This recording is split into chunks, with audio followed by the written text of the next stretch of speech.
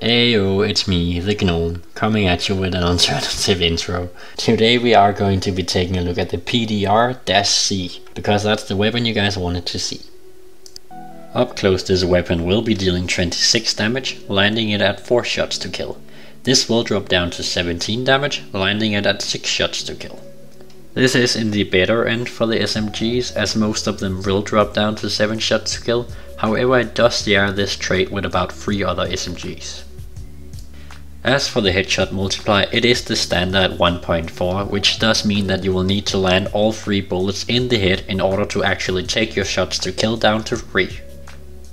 As for the range of this weapon, it is actually the best range any SMG has to offer, though the LWRC is really close. However, this does mean that I would like to show you guys a comparison between this weapon and the FAMAS, as the FAMAS is the lowest range assault rifle in the game, so that might give you a general idea of how well this can compete with the assault rifles.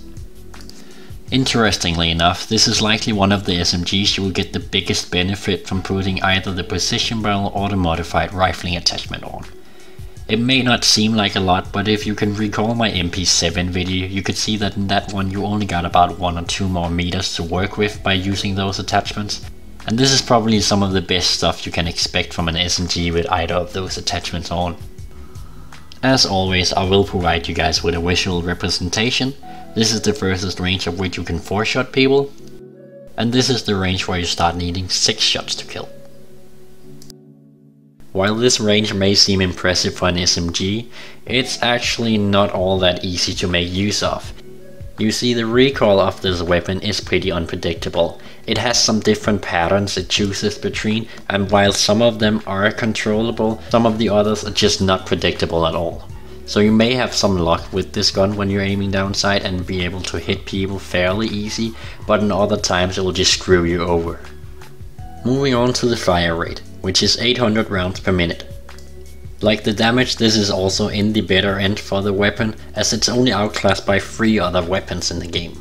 Having said that, you might expect the time to kill of this weapon to be pretty phenomenal. However, it does come in at 0.288 up close and 0.441 at a distance, which compared with the average time to kill of the SMGs does put it at the above middle spot, which might be a little lower than you would expect. However, it's definitely not bad. As for the reload speed of this weapon, it will take you 2.1 seconds if you still have bullets left in the chamber, and 2.7 seconds without any bullets left.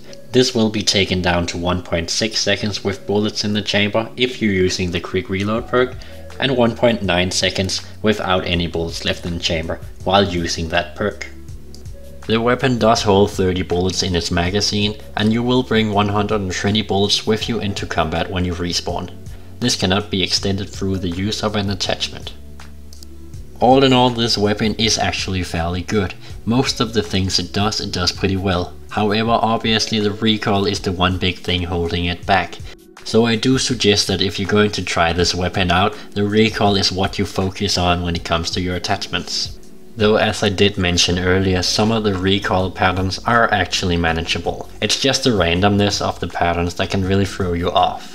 You can also work around this by primarily hip firing while you're using this weapon, which it also does pretty well, like most guns in the game.